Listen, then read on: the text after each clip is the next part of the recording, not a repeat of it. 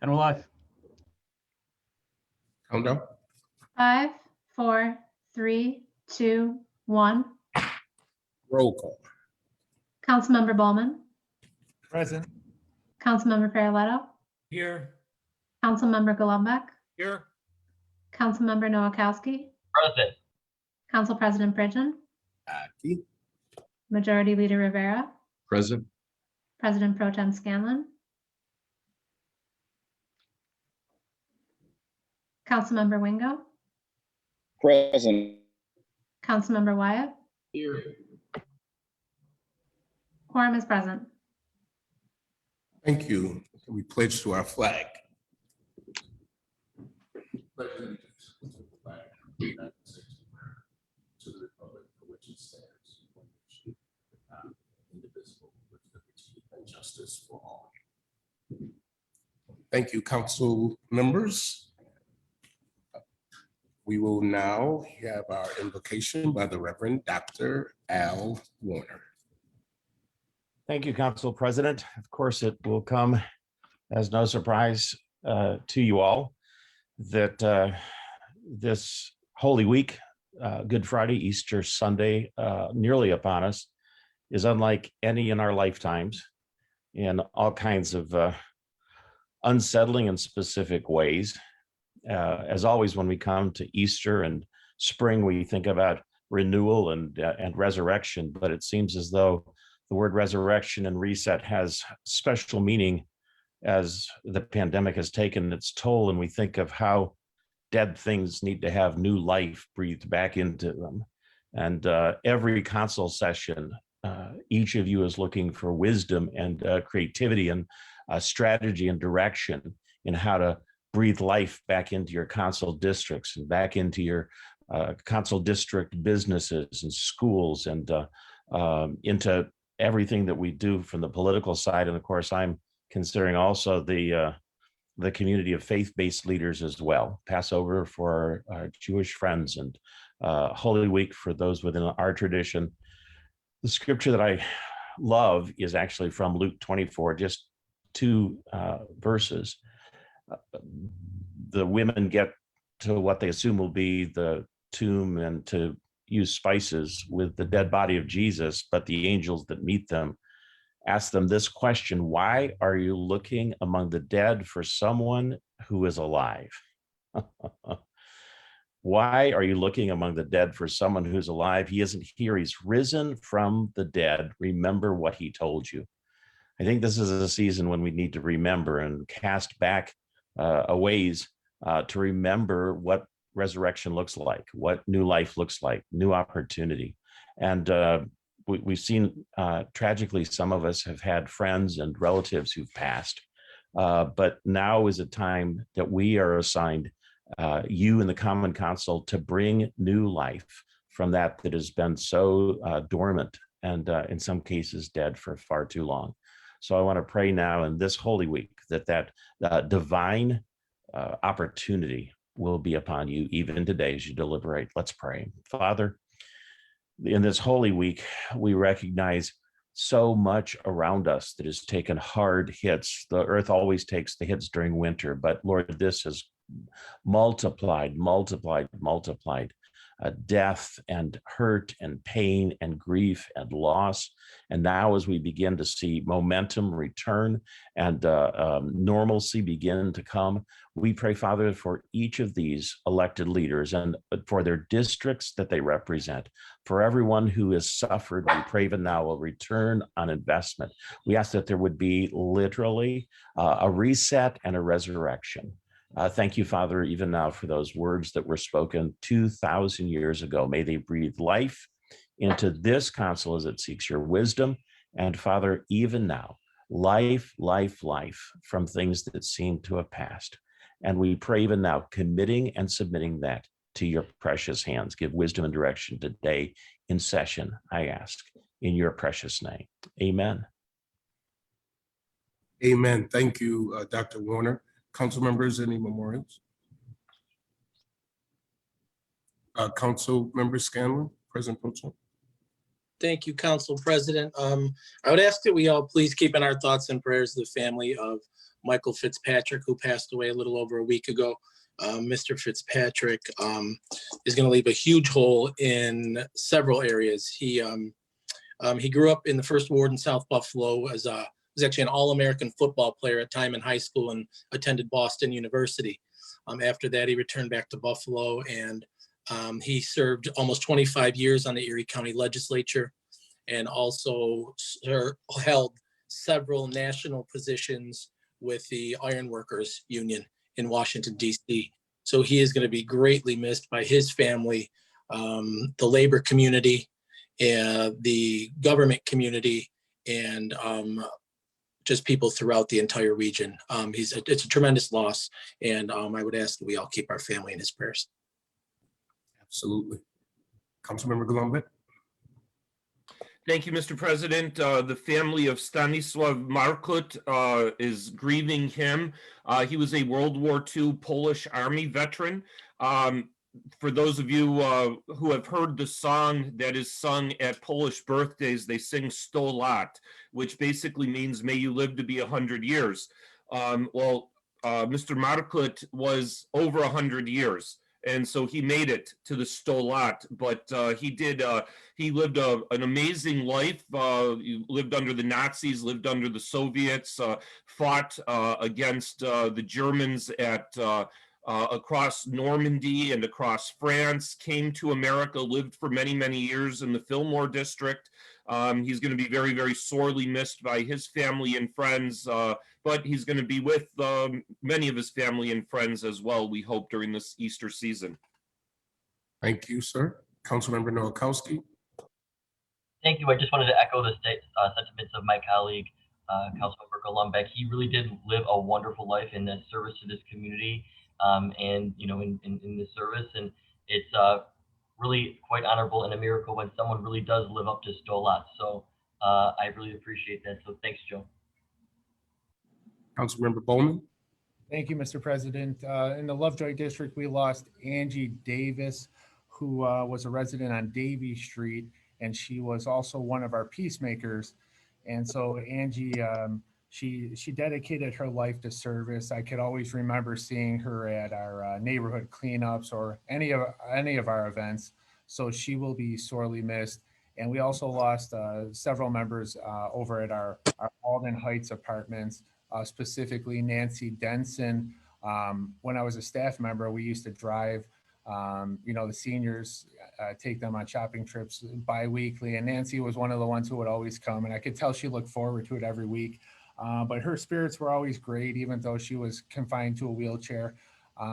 We lost Nancy, and then we also lost Willie Walker and Blair Davis, who were two other longtime residents of the center. So we just wanted to recognize them and our condolences to their families. Thank you, Mr. President. Yes, sir. Anyone else? Hearing none, we always recognize in this council those who may have given their life for the freedom of our country, the freedom of other countries around this world. All of those names that were called off, we now pause for a moment of silence.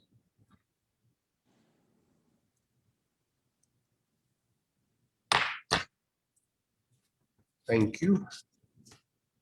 On a motion by Councilmember Revere, second by Councilmember Scanlon, the minutes of the stated meeting held on March 16th, 2021 are approved. Council members, you have the late files before you. Are there any objections to any of the late files? Hearing no objections, we will hear the entire agenda that is before us, not taking away your right to pause the meeting as we go forward. Majority Leader, are we going from the top? Motion to adopt item number 60. A motion to take out of order. Okay. All right. Motion to take out of order item number 60, second by Council Member Gullumbeck. Item number 60, discharge item number 21-50 from legislation. Motion to adopt the discharge. Motion to adopt the discharge, second by Council Member Bowman. Are we going from the top? From the top. From the top. Item number 1, New York State Police Reform and Reinvention Collaborative Resolution. Motion to receive and file. Second by Council Member Bowman.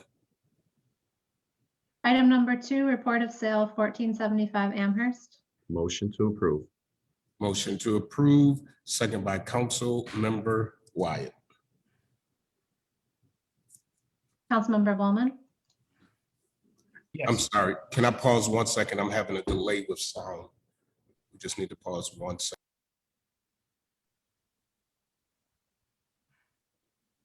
Okay, we're gonna try it again. Next item. I wasn't able to hear, sorry. Councilmember Bowman, Yes. Councilmember Farrelletto, Yes. Councilmember Golumback, Yes. Councilmember Noakowski, Yes. Council President Pridgen, Yes. Councilmember Rivera, Yes. Councilmember Scanlon, Yes. Councilmember Wingo, Yeah. Councilmember Wyatt. Yes. Item number 3, Report of Sale 70 Brunswick. A motion to send to CD. Second by Council Member Wingo. Item number 4, Report of Sale 454 Rhode Island. Motion to approve. Second by Council Member Scanlon. Councilmember Bowman, Yes. Councilmember Farrelletto, Yes. Councilmember Golumback, Yes. Councilmember Noakowski, Yes. Council President Pridgen, Yes. Councilmember Rivera, Yes. Councilmember Scanlon, Yes. Councilmember Wingo, Yes. Councilmember Wyatt. Yes. Yes. Item number 5, Report of Sale 322 to 332 Purdy and 81 Northland. Motion to send to CD. Second by Council Member Farrelletto. Item number 6, South Buffalo Reconnaissance Level Historic Resource Survey. Motion to approve items 6 and 7. Second by Council Member Noakowski. Councilmember Bowman, Yes. Councilmember Farrelletto, Yes. Councilmember Golumback, Yes. Councilmember Noakowski, Yes. Council President Pridgen, Yes. Councilmember Rivera, Yes. Councilmember Scanlon, Yes. Councilmember Wingo, Yes. Councilmember Wyatt. Yes. Item number 8, appoint laborer 2. Motion send to civil service. Second by Council Member Wingo. Item number 9, New York State aid and incentivizes to municipalities payments. This is a late file. I think it was just information. Would you like to send it to finance? If the Chair of Finance would like it over there, Sure. I'm gonna send it to Finance. Second by Council Member White. Item number 10, Busty Ave Street calming and bicycle improvements. Motion to approve items 10, 11, and 12. Second by Council Member White. Councilmember Bowman, Yes. Councilmember Farrelletto, Yes. Councilmember Golumback, Yes. Councilmember Noakowski, Yes. Council President Pridgen, Yes. Councilmember Rivera, Yes. Councilmember Scanlon, Yes. Councilmember Wingo. Yeah.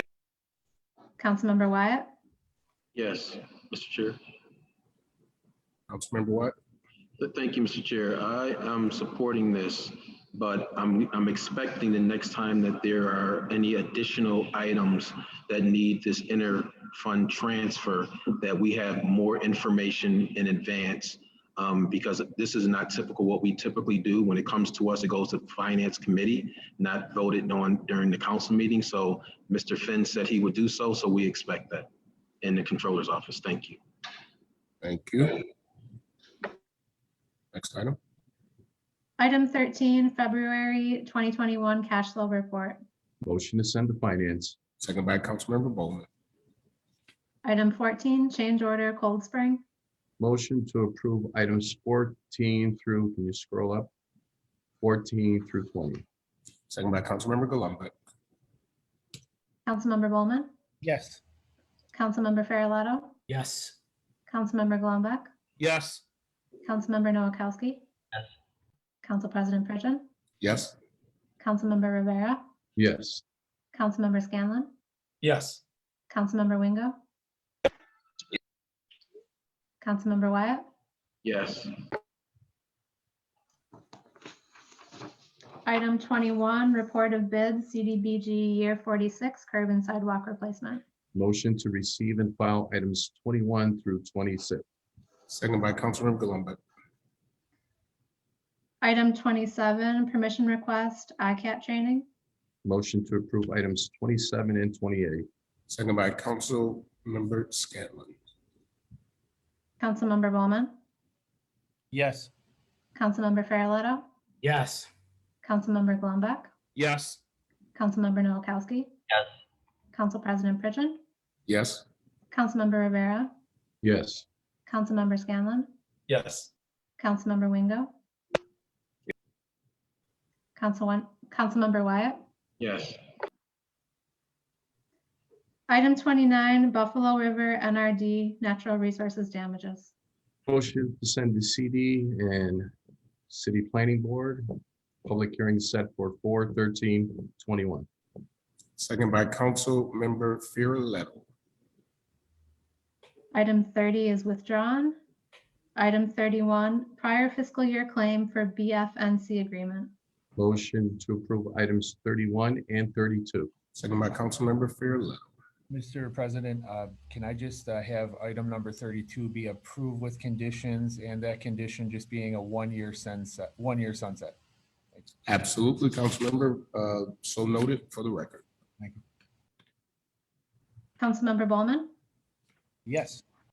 Councilmember Farrelletto, Yes. Councilmember Golumback, Yes. Councilmember Noakowski, Yes. Council President Pridgen, Yes. Councilmember Rivera, Yes. Councilmember Scanlon, Yes. Councilmember Wingo, Councilmember Wyatt, Yes.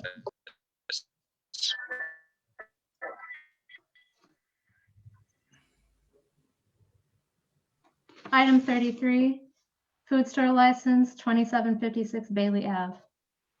Motion to send to legislation items 33 through 39. Second by Councilmember Bowman. I believe there should be an That's approval 30 for 35. My mistake. Items 33 through 34 are to be sent to legislation. Second remains the same, so noted that 35 was not a part of the move. Item 35, food store license 472 Normal. Motion to approve. Second by Councilmember Wyatt. Councilmember Bowman, Yes. Councilmember Farrelletto, Yes. Councilmember Golumback, Yes. Councilmember Noakowski, Yes. Council President Pridgen, Yes. Councilmember Rivera, Yes. Councilmember Scanlon, Yes. Councilmember Wingo, Affirmative. Councilmember Wyatt. Yes. Item 36, food store license 1064 Sycamore. Motion to send to legislation items 37 through 39. 36. Is 36 going? 36. 36. 36 is unmarked. So that's going to legislation also? 36, Councilmember Noakowski, Legislation, please. legislation. Second, Motion to send to Councilmember Noakowski. legislation items 36 through 39. Okay. Second by Councilmember Noakowski. Item 40, auction of printers. Motion to approve items 40 and 41. Second by Councilmember Noakowski. Councilmember Bowman, Yes. Councilmember Farrelletto, Yes. Councilmember Golumback, Yes. Councilmember Noakowski, Yes. Council President Pridgen, Yes. Councilmember Rivera, Yes. Councilmember Scanlon, Yes. Councilmember Wingo, Affirmative. Councilmember Wyatt. Yes. Item 42, liquor license notices. Motion to receive and file items 42 through 44. Second by Councilmember Farrelletto. Item 45, IVF coverage for Buffalo employees. Motion to send to civil service. Second by Councilmember Scanlon. Do you have your hand up, Councilmember? Yes, sir. You have the floor. Thank you, Council President. I want to thank you and the rest of the council members who signed on their support yesterday and the other council members for their support of this resolution. As I stated yesterday, as of January 1st, 2020, New York State mandates that any health insurance provided by employers in the large group market must include up to 3 IVF treatments for their employees. I think it would be safe to say, as I mentioned yesterday, many of us, if not all of us, have known someone who has experienced fertility issues. In fact, at any given moment, somewhere around 10% of the population is battling one of these conditions. This mandate by New York State has been life-altering for those who have been previously unable to afford IVF treatments, as the cost can range somewhere between $12,000 and $20,000. The city of Buffalo, however, because it is self-insured, is exempt from the mandate. So this resolution is asking the city of Buffalo, and in particular, the Department of Human Resources, to look into the feasibility of including IVF and FP treatments in the health insurance offerings to City of Buffalo employees. In addition, I know the cost is expensive, but if you take into consideration some of the treatments that we are currently offering and the fact that they are not as effective, ultimately the cost difference, I believe, is negligible.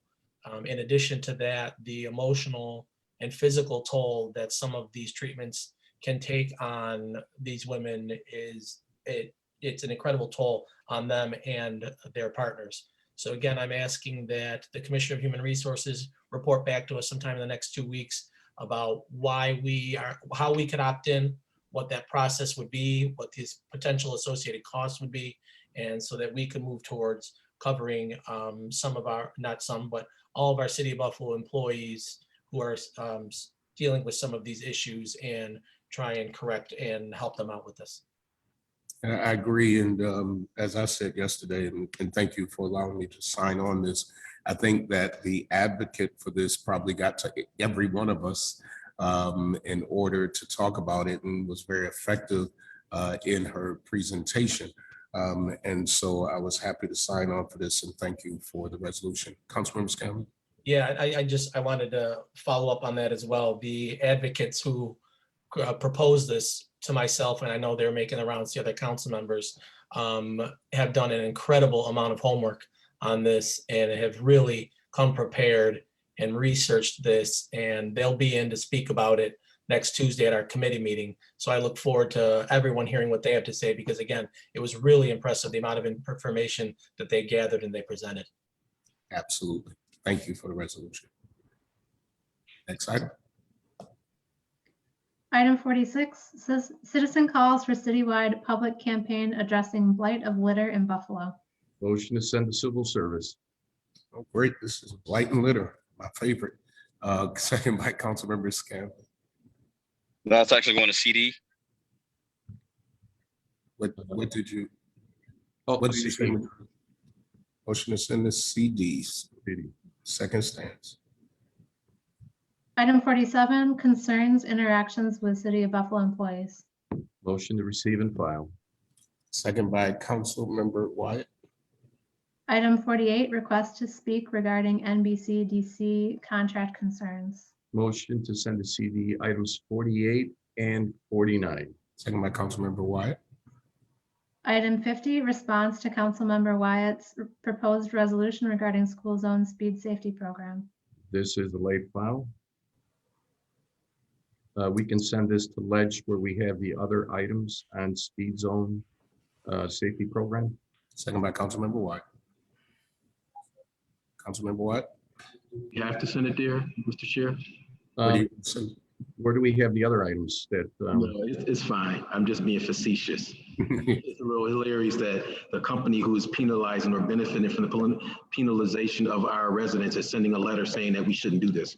That's all. Thank you. All right, motion stands. Next item. Item 51, letter regarding 308 Highgate residents petition. This is a late file as well. What would you like to do with this one? If we could send this to community development, and if I can speak on the item, Mr. Chair. Said going to community development, second by Councilmember White. This is an item that I want to apologize to the residents that should have been filed some weeks ago. But because of some internal issues, we didn't get it filed, but it is here now.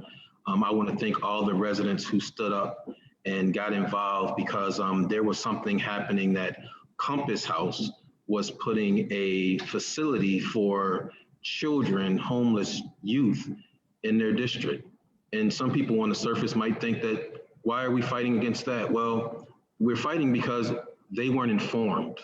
So they wanted to open up a youth center or youth housing homeless shelter in their community without a single conversation with them. And this has been going on, have been planned since September of last year.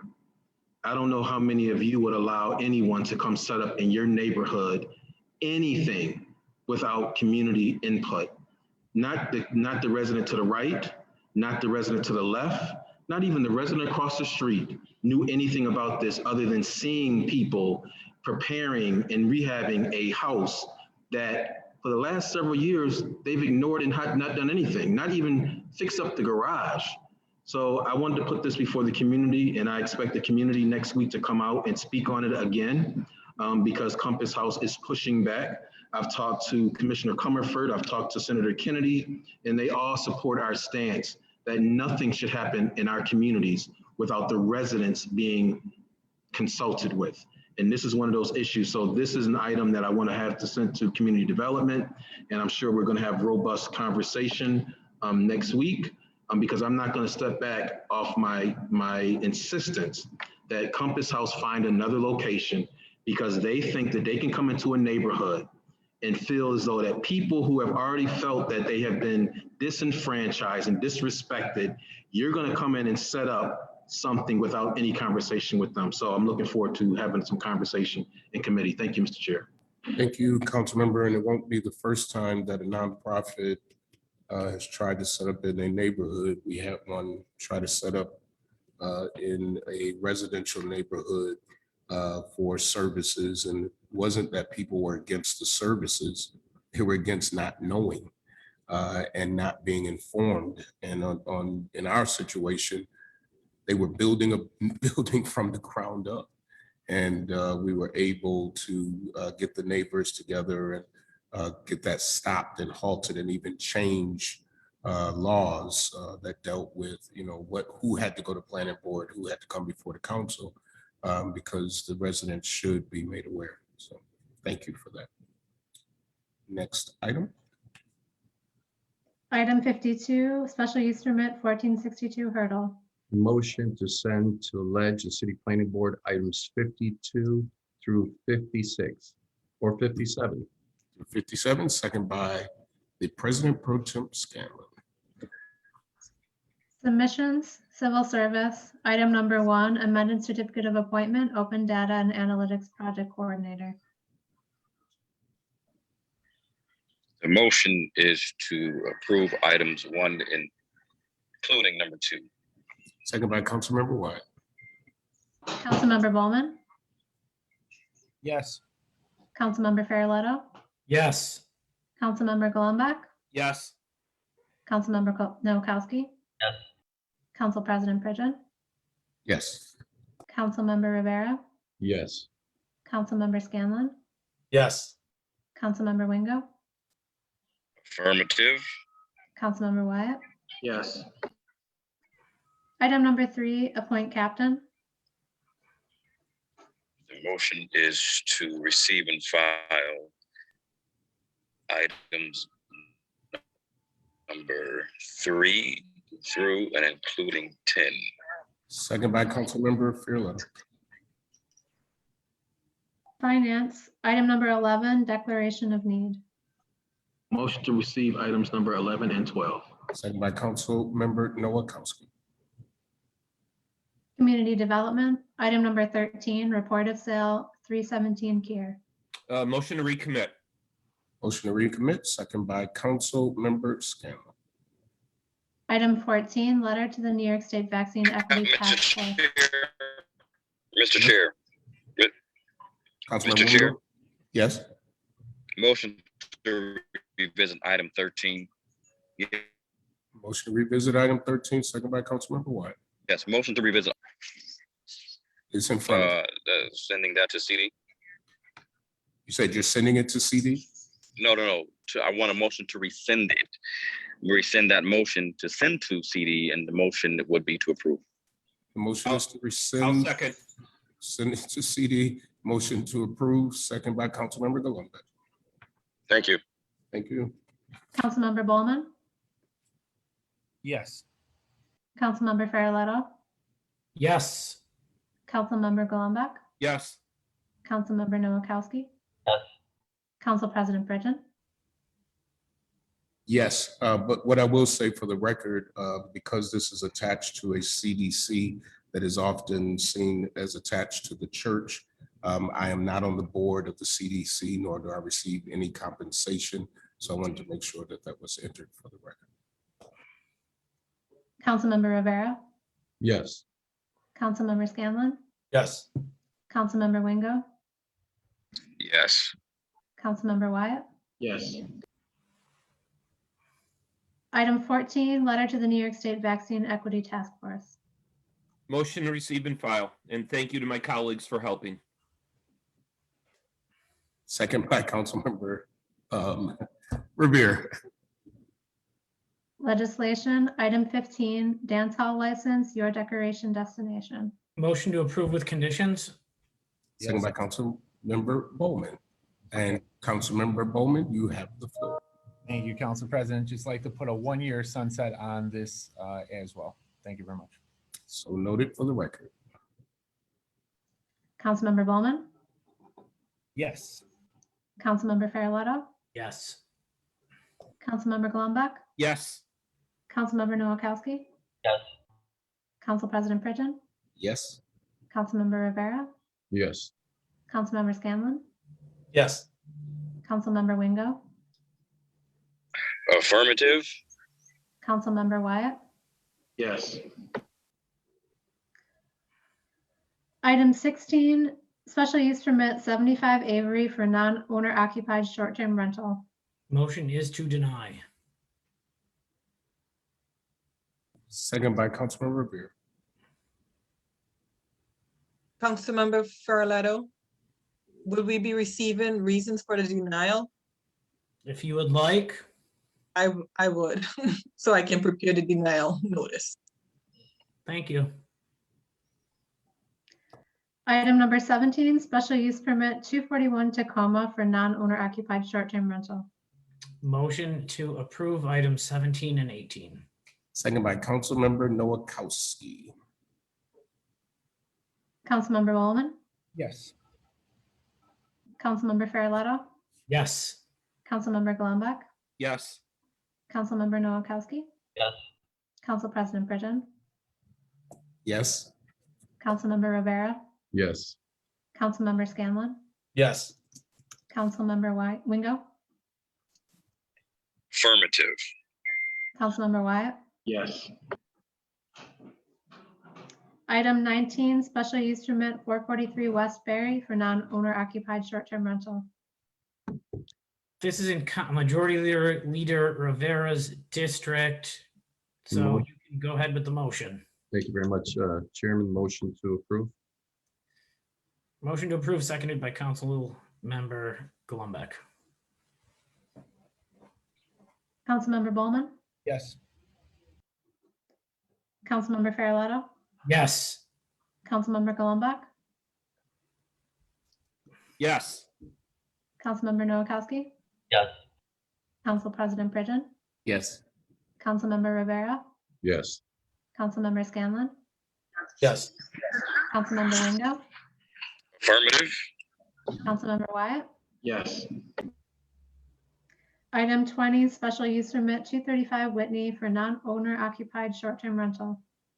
Motion is to approve item 20, approve item 21 with conditions set by the planning board and the additional condition that the patio is closed at the exact same time that they're not allowed to serve food on the patio. Approving items 22 and yes, through 22. Second by Council Member Wyatt. Councilmember Bowman, Yes. Councilmember Farrelletto, Yes. Councilmember Golumback, Yes. Councilmember Noakowski, Yes. Council President Pridgen, Yes. Councilmember Rivera, Yes. Councilmember Scanlon, Yes. Councilmember Wingo, Affirmative. Councilmember Wyatt. Yes. Resolutions, item number 58, interim auction for city resident owner occupant buyers. Motion to adopt items 59, excuse me, that goes, is that CD? Yes. 58 goes to CD. Second by Council Member Bowman. Item 59, set public hearing for conservation easement at Buffalo River. Motion to adopt items 59 and 61. 59, 60, 61. Second by Council Member Bowman. Item 62, trailblazing resolution for Joe L. Fisher. Motion to adopt. Second by Council Member Wingo. It should be a motion to approve. Items 63 is to approve. Motion now is to approve items. We're on 60. Motion, sorry, Yep, the we are- motion for approval is the trailblazing sign. Right. Did you record that, clerk? So, Yeah. It already has the second stance, second by Council Member. Councilmember Bowman, Yes. Councilmember Farrelletto, Yes. Councilmember Golumback, Yes. Councilmember Noakowski, Yes. Council President Pridgen, Yes. Councilmember Rivera, Yes. Councilmember Scanlon, Yes. Councilmember Wingo, Affirmative. Councilmember Wyatt. Yes. Item 63, appoint marriage officer, Golumback. Motion to adopt. Second by Council Member Noakowski. Item 64, Buffalo Police Reform Agenda. This item is open. Mr. Chair. Yeah, sir, you have the floor. Yes, thank you very much. After the death of George Floyd, the governor of the state of New York created legislation, an executive order requiring that the municipalities, 500 of them throughout the state, put together a reform plan to be submitted to him by April the 1st. In the plan, we were to review the needs of the community with regards to law enforcement, to develop policy recommendations, to offer a plan for public comment, and then to present it to the common council for ratification and certification to be sent to the director of labor. The commission was represented by 15 members, including 2 council members, various members of the community, and administration officials. During that time period, we discussed a wide range of issues and concerns to them. Some of the issues were included in the recommendation by the administration, including the LEAD program, the diversion program for low-level offenders, which I thought was very important, which the community was clamoring for a long period of time. It's been 2 years that they've been asking for this. The administration, the mayor had agreed to it. It's going to be implemented as a pilot project in B District. We talked about issues that were contractual. Some issues were legal. Some issues were long-term, short-term. And we looked at the comments, and there were people that felt some of the changes were inadequate or didn't go far enough. Others agreed with it. We want the public to know that this is an ongoing process. This is not the end-all document or resolution that we're sending to the state. The Common Council has worked diligently over the years under your leadership as well, have made many changes in regards to law enforcement. I give the Common Council a lot of credit for implementing many of the things, whether it's advocacy for body cameras, it's de-escalation, it's funding for training, it's the carry-on law, it's the duty to intervene, the carry law. It's also need to know that you're working on right now. Along with that, we asked for certification that the police department be certified. We've asked for this for many years now. That's a collective bargaining agreement item. We talked about other items that had to do with contracts and laws. So not all one size fits all. You can't take what works in New York City and apply it here in Buffalo. Sometimes they're different. So we made the recommendations, and this document, with the help of the Common Council and Councilmember Mitch Nowakowski, I give him and the commission a lot of credit. We sat through numerous meetings over these last few months. As I said, the mayor established this back in September 18th. This commission was set. We've had numerous meetings. We've heard, and we continue to hear the general public. There'll be further opportunities for discussion, for public hearings going forward, and we'll continue to do that. And we are listening. The tensions are there. Our goal is to dismantle racism and social inequity in the police departments and law enforcement here in Buffalo and throughout the country. And we have to do it. It's systemic, and we realize it. And we're going to continue to raise the level of professionalism. I did speak with the mayor, and he's agreed to do an enhanced training for police officer, that every police officer is a community police officer, that each police officer, we need the police department to get out of its car and talk to the general public, that they shouldn't be fearful of them, that they should trust. And I think that'll happen when we start interacting with them. So that is part of something the administration, the mayor and I have talked about, and he's agreed to enhance that program, that training for all police officers. There were questions regarding schools, officers in schools. People didn't want to see their schools militarized. I found out just recently that it was the Board of Education that was responsible for hiring off-duty police officers, not the city of Buffalo. My understanding in conversation is that the Board of Education has agreed not to hire off-duty police officers. There are still resource officers that work in the schools. As I said before, we're going to continue to work along with your leadership and the leadership of the Common Council to enhance, to improve the relationship between the general public, the trust that's out there. I want to thank all of the commission members, including Councilmember Mitch Nowakowski, who was with us in making recommendations that this council had advocated for so long. The LEAD program, especially many, if we didn't get the LEAD program, I think people would say, what's, why didn't we do LEAD? It impacts the most vulnerable, the minority community, because they're incarcerated at a higher rate for low-level offenses. Well, this deals with that. This, to me, was very significant. So I want to thank Councilmember Mitch Nowakowski as well for the work that he's done on this. So thank you very much, Mr. Chairman. Thank you. Councilmember Gullumbeck. Thank you, Mr. President. I have a couple of questions. I think they're to be directed towards Shatora Donovan. I understand that she was the lead person with this commission that was put together. So I hope that she will be able to answer some of the questions that I have.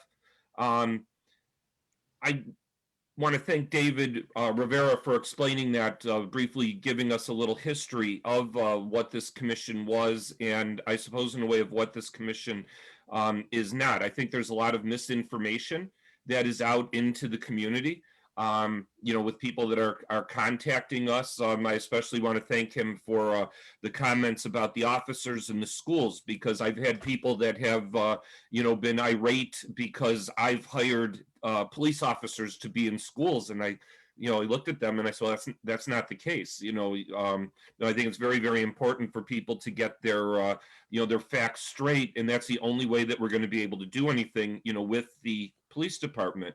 Also, I concur with him that this has been an ongoing process.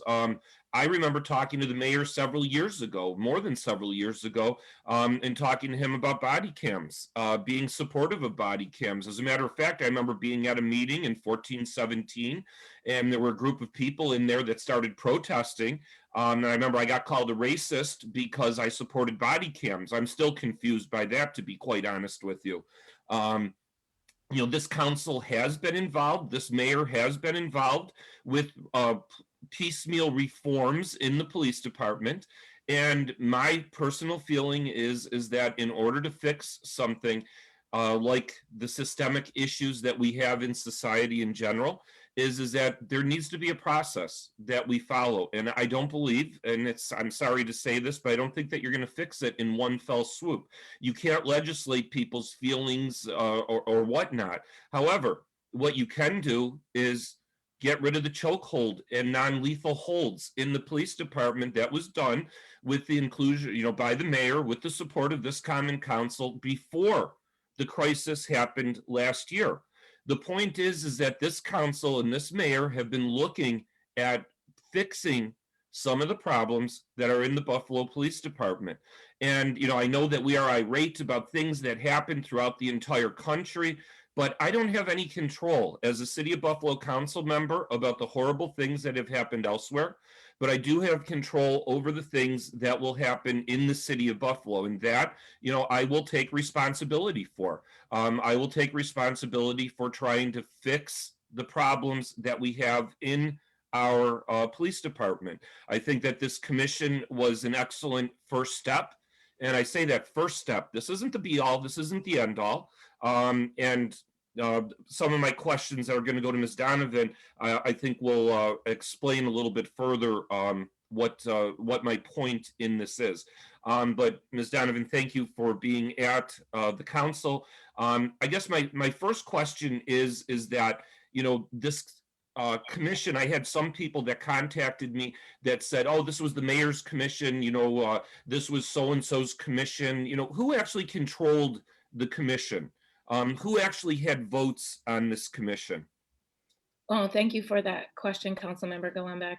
So I know that Majority Leader Rivera said, that there were a certain number of people on the commission, and I will just delineate who that is exactly. So we had Leslie Bishop, who is a board member with Citizen Action of New York.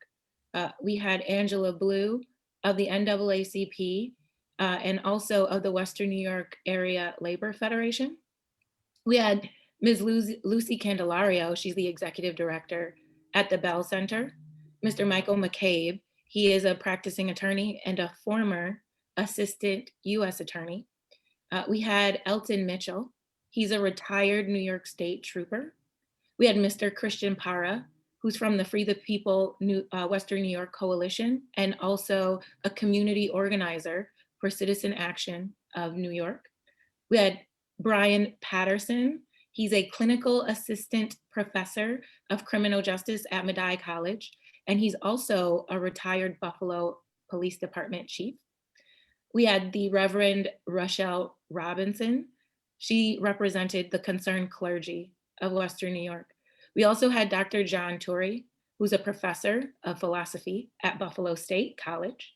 And as consultants, we had Ms. Rebecca Town from the Public Defender's Office, and we had Mr. Michael Keene from the District Attorney's Office. And of course, we were represented from distinguished members of this council, Council Member and Majority Leader David Rivera, and Council Member Mitch Nowakowski of Ellicott District. So all of those individuals were the individuals who made recommendations on this commission. I was also an ex officio member of this commission, and it was not in my responsibilities to make any recommendations. I simply facilitated the meetings. Okay. Yeah, thank you. I really appreciate that you went through the list of people there, because I think that one of the pieces of misinformation that is out there is that, this was a commission that was put together by people that don't want to see any changes in the police department. Listing those names, I know many of those people, and whether I've agreed or disagreed with them in the past, I don't think that there's anyone there, including my two colleagues from this council, who are going to rubber stamp something, for the mayor or for anyone else. So I want to thank you for that. Is this document that we have in front of us, is this a binding document as it is right now, or is it? And I think I know the answer already. I understand that there could still be changes made on this, that this is not a finished product. This is, you could argue that this is the beginning, and that we're going to, as Mr. Rivera said, as we move forward, one size does not fit all, and that we're going to see problems that the city of Buffalo has that other cities or municipalities may not have, probably don't have. And my understanding is that we can change this document as we move forward. Yes, and gentlemen, you have to excuse me. I apologize. I meant that Mr. Nowakowski is from Fillmore District. I was looking at Council President and I said Ellicott, so I apologize. But when you read, I believe it's point number 1 on this resolution, be it resolved that the city of Buffalo continues to be committed to sensitive police reform and improving the lives of the residents of the city of Buffalo. And point 2 is the city of Buffalo commits to the expansion of the Buffalo Reform Agenda, which is a living document that will change with time to suit the needs of the residents of the city of Buffalo. And the key is especially those who are underserved and underrepresented. So we viewed this process as a commencement, as a beginning to how we want to address police reform and also social reconstruction for those who need it most within the city of Buffalo. So this is not, this is not an edict by any means. This is a beginning to how we want to see Buffalo become one of the best places for police reform, an open place for police reform. So, we're not perfect by any means. And so we want to address the fact that we are not perfect. Changes do need to be made. And this is a council, a legislature that's open to change. The mayor's office is open to change. The Buffalo Police Department is open to change. Okay. Thank you. So in other words, and I'm just reiterating this so that, people that are watching this can understand, if we were to vote on this, and if we were to vote to approve this item that is in front of us today, it can still be changed, and this council will continue to have bites at the apple. This is not a finished document by any stretch of the imagination.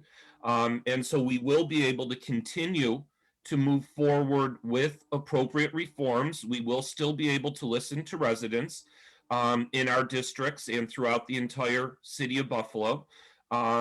It's my understanding that by approving this by the 1st of April, it will allow tens of millions of dollars to be used towards our police department, and we can use it towards a reform agenda. This council will have another bite at the apple, if you will, in the month of May, when we will be negotiating with the administration. And so if this council does in fact want to have certain items in front of this commission and push for certain reforms, we could do so in the month of May. It's not a be-all, end-all by any stretch of the imagination. So I, for the record, would be willing to vote yes on this item today, because we will be able to continue to make changes. We will be able to continue to move forward with reform. And of course, the problem is going to be not everybody agrees with, what is needed for reform. There were some people that wanted to see $20 million cut from the police department. To them, that's reform. Well, I'm going to state for the record right now, I'm not supporting that. I'm not going to support laying off a third of the Buffalo Police Department. I had people that told me that was the only way we were going to have reform. I'm not supporting that. So if people don't like that, so be it.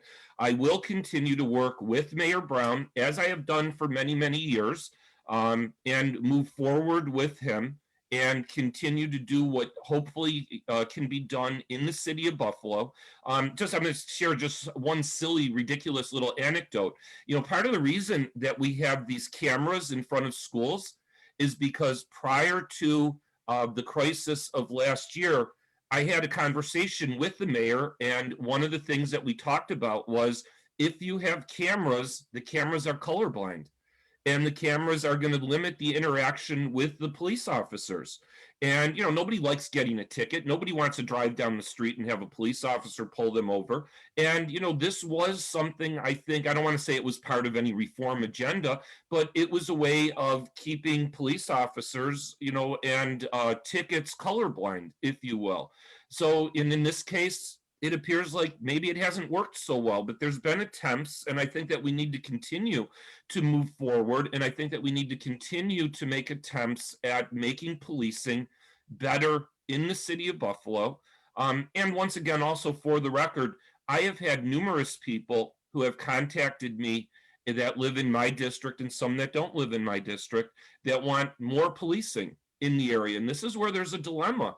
Some people think that they're that have contacted the office that they have the only opinion and that they're the only ones that are right. Well, I have people who are absolutely petrified to drive in the neighborhood, senior citizens, people of every color, race, ethnicity, that are frightened because of the ATVs and things like that. And they're demanding, more police protection. I see the potential with something like that opening up more problems down the road. But I'm going to say that, I think that these are the issues that we on this honorable body need to be able to talk about and debate about in a completely rational manner and move forward. And I'm stating categorically right now, I support in generic terms, Mayor Brown's reform agenda, because I think that he's been doing a good job. I think that we have a long way to go, as every municipality does throughout this country, but I will continue to work with the mayor. I will continue to talk to the mayor on a regular basis about this. And I don't think that I have any special connection with the mayor, except that I will pick up the phone and I will call him and I will talk to him.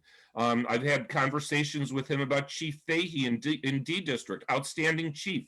He's done a great job. I've let him know, here's the good things that are going on in the district. And I think that all nine of us should be able to do that and should work so that we have a common good. Of course, the devil will be in the details, but I think that this entire council and the administration are trying to fix a problem that is nationwide, that we do have in Buffalo, and I will commit that I won't make everybody happy, but I will continue to move forward working with people, including the people who are on this commission, who are not a rubber stamp of this council, who are not a rubber stamp of the administration, but that come from a wide variety of groups in the city of Buffalo, ethnic, racial, gender, etc. And I will continue to work with them. Thank you.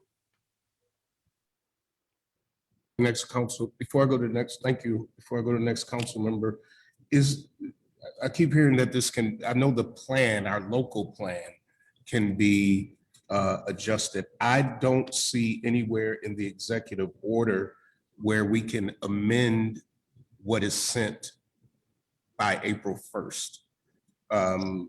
So I'm just wondering, where is that we can amend what the governor has received? Because what I'm reading is that they will make a decision on what we send for the funding.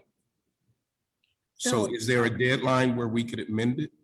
So in the executive order, the requirement, and I'm going to read this to you directly from the executive order, or this is from the guidance from the governor, and it states, while the conflict is real and the issues are complicated, we know in New York that denial or avoidance is not a successful strategy.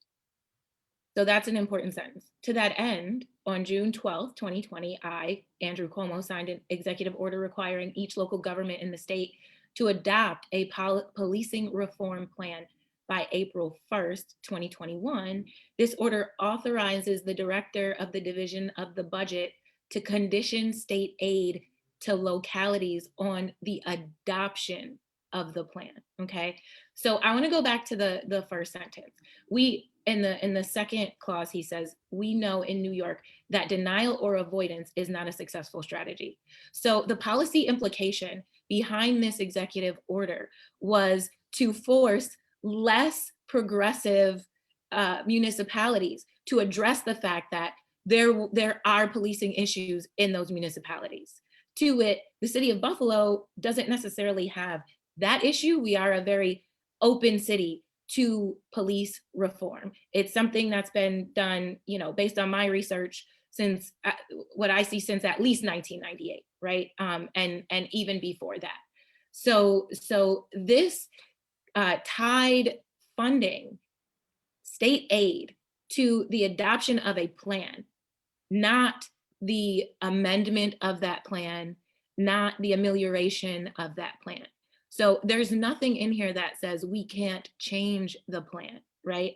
It's to show that this body and the powers that be are open to a plan at all of policing. And then obviously giving the governor and the Division of Budget and DCJS like a roadmap of how we see that happening and what our plan is. But you know, there is always room to change and maneuver, especially as we look to more community interaction.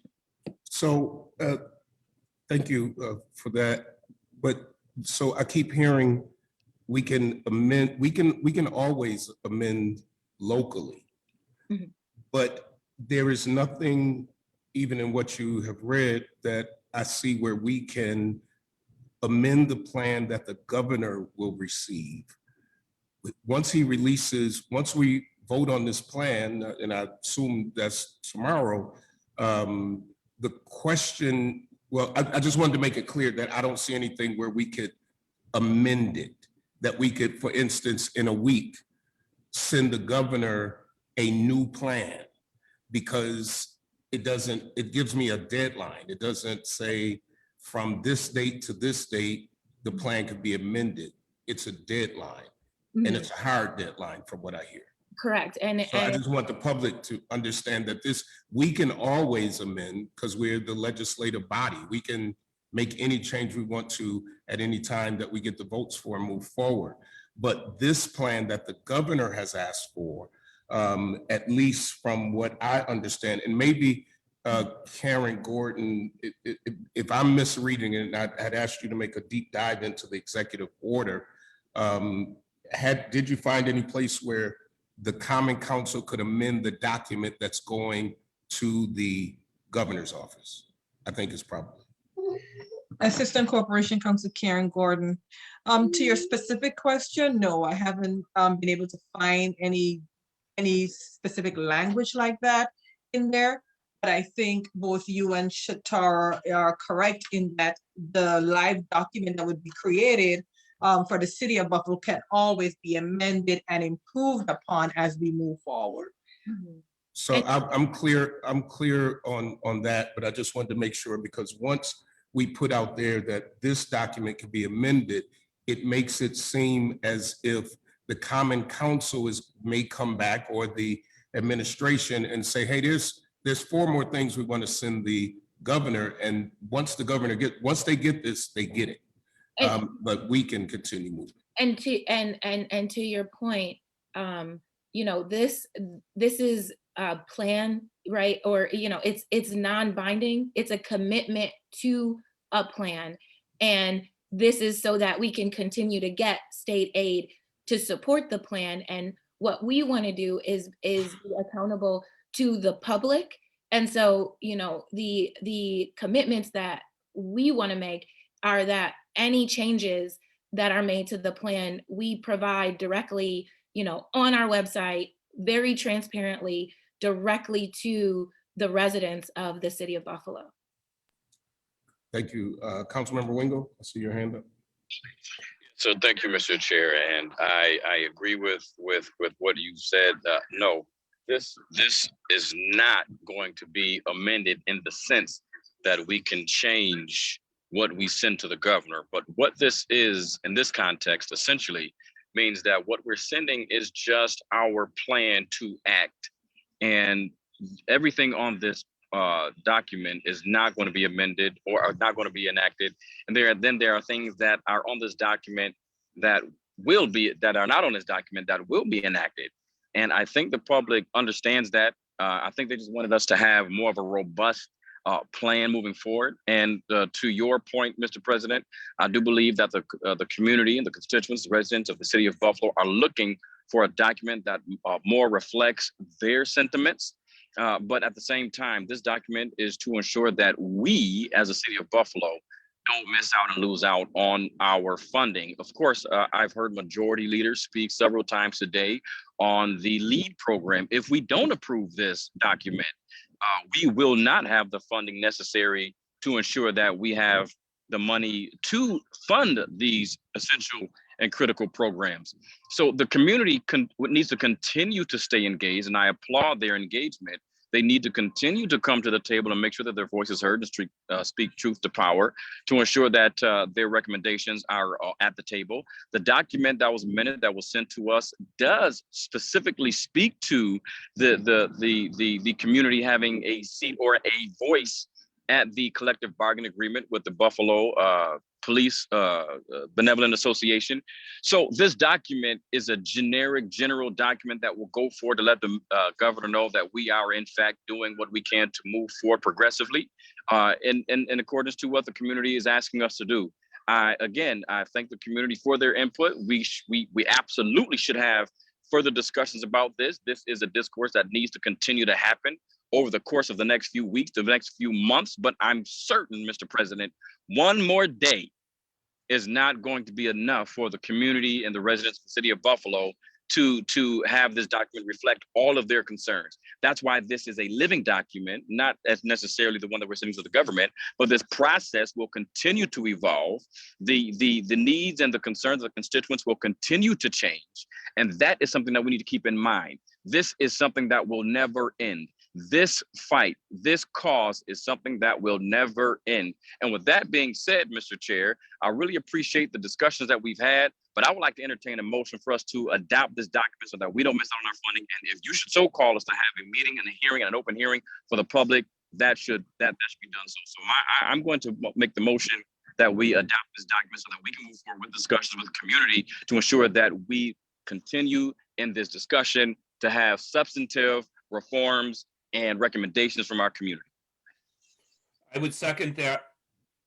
Well, there's a movement in a second, but we're in discussion. So I'm going to say this. If this council decides today, after I was asked yesterday to do a special meeting tomorrow, and then I gave my opinion that this document needs a public airing. I gave my opinion yesterday. I'm going to give my opinion again today since there's a first and a second. And then if the majority of council members want to adopt this item, I want it to be publicly known, I do not support it. And I do not support it today, not based on the document. I don't support it based on the process. I have in front of me, since I did ask that we have this discussion tomorrow, and since we are having it today, then I'm here for it today. I have in front of me a document, Developing Your Collaborative Plan, that came from the same governor that is asking us to do the plan. In here, it gives the work plan of how this document was supposed to go to the community. And I'll say it again, trying to work through this, the census on the floor, and there's a first and there's a second. I want the public to know why, if we vote on this today, and now we have to vote on it today because there's a first and a second, why I'm going to vote no. I'm not voting no because I don't agree necessarily with the document, although I do think that there are some other things that need to be there. I agree. Everything is not going to happen at one swoop. However, when you have a document that is this heavy, going to the state of New York, saying that this is our plan, I'm going to say it again, this is our plan, and thereafter the plan came out and it was changed with even the last 24 hours of us in caucus. Now, in my humble opinion, there should be at least a public airing, and we only have one day. So the meeting was to be tomorrow, and I was very clear that if the meeting was tomorrow, we would hear from the public. I invited the administration to come to explain why certain things are not there. It didn't mean that they were going to be there, but to explain. So this document says that basically the first planning stage was to be this, phase 1, planning, August to September 2020. That was supposed to happen. Phase 2, listening and learning. That was supposed to happen September through October. And let me read exactly what came from the governor's office. Listening sessions. Conduct listening sessions with the public. You may want to organize these sections thematically or focus on meeting with individual stakeholders separately. Engage experts, request comments and information. From September to October, that was supposed to happen.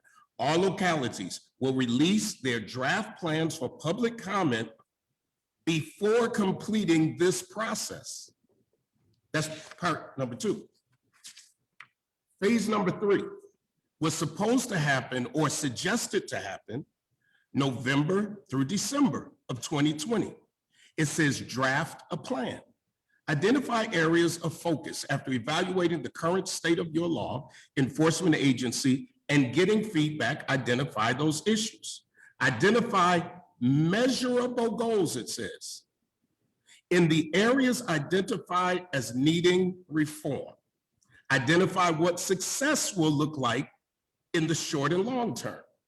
Articulating measurable goals will help focus your policy development. In between November and December, it says, draft a reform and reinvention plan.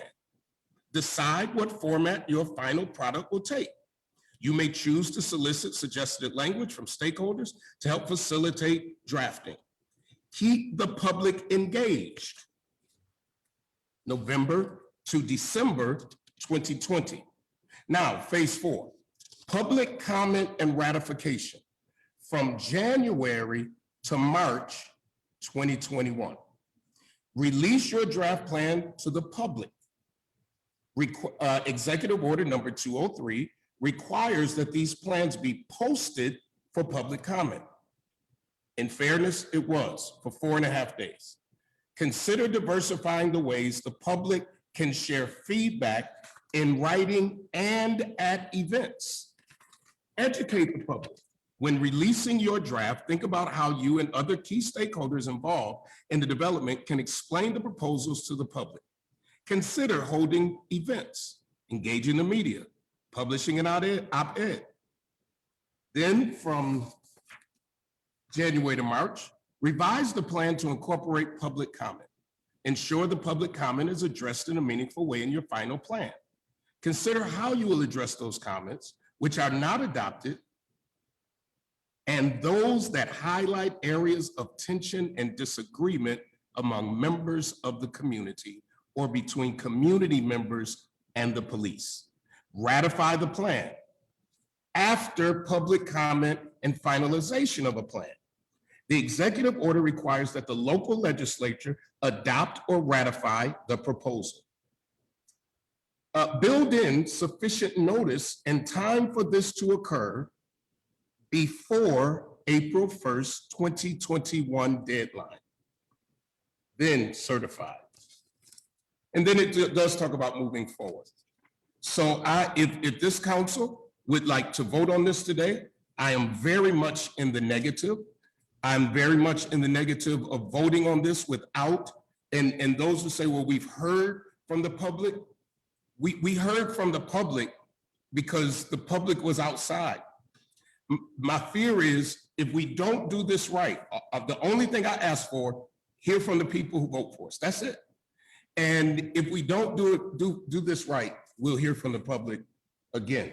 And I know I see a hand up. Someone had their hand up. Well, Mr. Chair, well, Councilmember one second Farrelletto? before, Mr. Councilmember Chair, Farrelletto? before, Yes, Councilmember I just Farrelletto? had a quick question for Chatora. I know Council President Pridgen just went through that timeline. Can you report to us on the timeline that this commission met and took other actions or did not take other actions?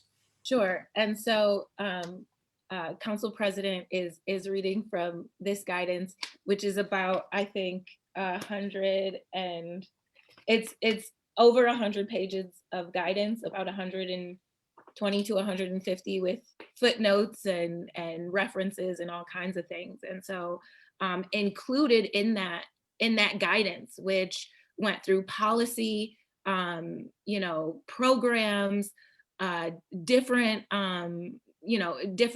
government agencies and things that we could engage with, was also a proposed timeline. In fact, when Governor Cuomo released this executive order, or not too shortly thereafter, in fact, he referenced the work that had already been being done in Buffalo as a model for this collaborative. So along the way, we had already been in compliance with this executive order. We had we had meetings with community groups, individual meetings. We also had press conferences publicly. We were doing a lot of the things that are outlined in that timeline. For the commission specifically, our first meeting, let me be exact, our first meeting, the commission was established in September. We had our first meeting on November 18th. At that meeting, we introduced everybody to each other. We did an overview of the Buffalo Police Department, what they do now, what they've done historically. And we also looked at the guidance from about 8 Can't Wait. And we use the 8 Can't Wait guidance as a part of, how is the Buffalo Police Department doing already? And where do we need to go from there? The second meeting was on December 2nd, another overview of the Buffalo Police Department and what we were doing in the Buffalo Police Department now and historically. We also talked about amnesty programs, less than lethal use of force that this body has voted on in the past, things like tasers and BolaWrap. We also talked about the Say Their Name reform package that the New York State passed in the summer, and how an individual can report a complaint to Internal Affairs, all the different ways they can do that throughout the Buffalo Police Department and the city of Buffalo. Our third meeting was on December 12th. And again, we restated our purpose and why this commission was put in place.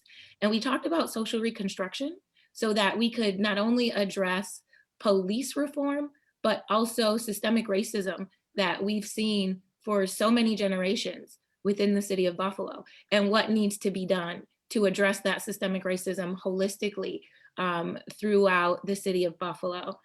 We talked about the Buffalo reform agenda, and at this meeting, we really hammered home that the members of the commission, we were looking to them for guidance on what the recommendations to be put forth to the mayor should be or would be, that we needed those recommendations from them, right? And so we also throughout this process provided various forms of information. We had a Google Drive where we housed all of any information that folks needed. They could go in there, do research. They could provide us with their own research, and we would give it to the rest of the members. So our fourth meeting was on January 8th. We talked about a diversion program, or actually a restorative justice program. You Can. The actual acronym escapes me of what it means, but it's a community action network where you help youth who have, been through the criminal justice system return, restore back into our community, and things like that. That we really wanted to have a restorative piece to our recommendations. And then our next meeting was on February 18th, and at the January 8th and the February 18th meeting, both of those, we allocated a significant amount of time to the members of the commission to give their recommendations. And even, some of the folks on the commission who gave us their recommendations, who provided their recommendations throughout that process, they also said, I'm getting, people are sending me their recommendations. This is what I'm hearing from the community. And also, along the way. So this document that we see here, these recommendations are shaped from the commission. These are shaped from the commission. And, along the way, we continue to meet with people from and throughout the community, according to the guidance that we received from the executive order. Okay, so the last meeting was on February 18th. We had one final meeting yesterday to review all of the public comment. And specifically, the question was, based on the public comment, did anyone have any specific items that they wanted to see included in these recommendations from the public comment? And we did that yesterday. Okay, and how was the public comment taken after the report was released? And when was the report released? The resolution, the draft of the resolution was first released, I believe it was on March 23rd or March 22nd. And the comment period ended on March 26th. And an individual could leave a voicemail, which we checked multiple times a day, or they could send an email, which we also checked multiple times a day. And the commission was provided with a Word document that had all of those comments in there that were submitted by 11 a.m. on Friday, March 26th. Okay, I appreciate that. And I know I did not serve on the commission. I know two of our colleagues served on the commission. So this isn't, I'm not criticizing anyone's role in anything. I understand what council president is saying, because on the council, we get a lot of feedback from the residents saying they want to speak about X, Y, or Z. And I understand that people in the public will say they didn't have input because they didn't see the document until after we had to vote on it. And I know if we do have a special session tomorrow, I know we have to give at least 24-hour notice. I don't even know who's going to be able to attend on such short notice. So that being said, I wish we could have had some sort of public hearing so they could respond in a different way before we had to vote on it. But however, I think it's very important that we do vote on this. I don't think we're in a position to be losing a significant amount of state funding. And I think it's important that we figure out a resolution to this today before the end of this meeting. Thank you.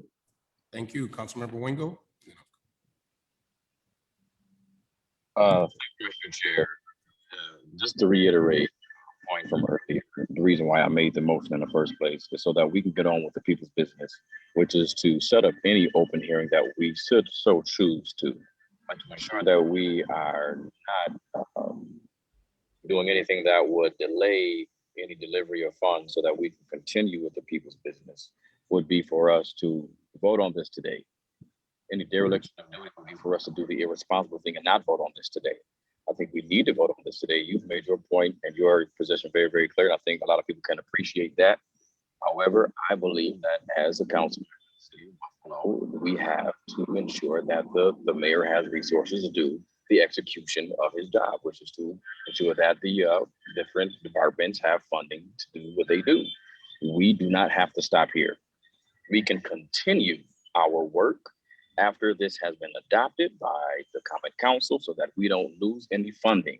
We can continue to keep pressure on the administration and any other entity that may come up that should suggest any changes to this document or to this reform agenda. We can continue as a legislative body of government to do our job, which is to continue to write substantive policy and legislation. What is your favorite thing to say? It's about the policy. We go back to the policy. Let's go back to the policy. We're not taking anything from the people of the city of Buffalo by simply adopting this today. We're not taking anything from them. We are ensuring that we provide them sufficient time, not just within the next 24 hours, but provide for them sufficient time in a committee or in any other type of area that we can have an open forum or open hearing so that we can collect their opinions. In this document, all 19 tenants in this document is included an area for the community to be part of the collective bargaining agreement. We did that. We did that. And that was one of the things that was added just yesterday. And that is why I believe the administration wanted another day to amend the document that they sent. So I believe it is in the city's best interest to adopt this document and continue the conversation that we've been having. That is why I put forth the motion to adopt this resolution today. If we should have a special meeting on Thursday so that the folks have 24 hours, the people of the city of Buffalo has 24 hours to respond and to avail themselves, then so be it. But we will, as the Common Council, continue the conversation. We will, as the Common Council, collect the information and the opinions and the recommendations of the residents of the city of Buffalo. Because right over your head, Mr. Council President, right over your head right now, reads these words: the will of the people reflects the council's will. The council's will reflects the will of the people. We reflect the will of the people. The will of the people is to make sure that the recommendations are heard, and this document does not stop us from doing that. This document does not stop us from having another meeting in the very near future to ensure that the reform agenda has included all of their most recent recommendations. So this document is not the end all be all, as my colleagues have stated before. This document is not the end of the reform agenda. This is, like Ms. Donovan said so eloquently, the beginning of a long process of ensuring that the police reform agenda is up to date and relevant to the people who live in the city of Buffalo. I think with that said, Mr. President, I stand with my motion to adopt this resolution. Councilmember White, what is being taken away is transparency. It's my feeling, transparency. And yes, we are to the voice of the people. And the simple request I had is to hear those voices. It is a long, when we say that it's going to be a long process, it's been a long 100 years. It's been a long time in history. I have never in my lifetime, my adult lifetime, and definitely not on my time in the council, had as much momentum for any one item across not just the city of Buffalo, but across this entire country. And although the process we keep that I'm hearing, it's going to be a long process. People not trying to wait for a long process. The people want the process to really move. And part of what I just read is not, unfortunately, what I see in this document, the measurable goals. What are we measuring? And I want to be clear because I keep hearing about the funding. I said I'm willing to call a meeting tomorrow, but there's a motion on the table that was just made and a motion seconded. So not only did I get painted in the corner by the dates in which we received it, and the public could not then speak to this body, but now I'm being painted further in that corner by a vote to move this today without hearing from the public. And I'm good with that because. No, Mr. Chair, wait a I'm minute, don't do that. talking. That's No, not fair. I've got That's the not fair. floor and I waited until That's you were not fair. done and I'm going to finish my statement. So now I am further in the corner because of one issue that I've asked for, to hear from the people who have put us here. I just read what the recommended schedule was. There's a portion of this, and Councilmember Wyatt, I'm coming right to you because you were next to have the floor. There's a portion of this that I read that talks about the transparency. And even in that 110, it says collaborative, and I'm just reading the document, is the key word. It would be a mistake, according to the governor's office, to frame these discussions as an adversarial process or an effort to impose top-down solutions.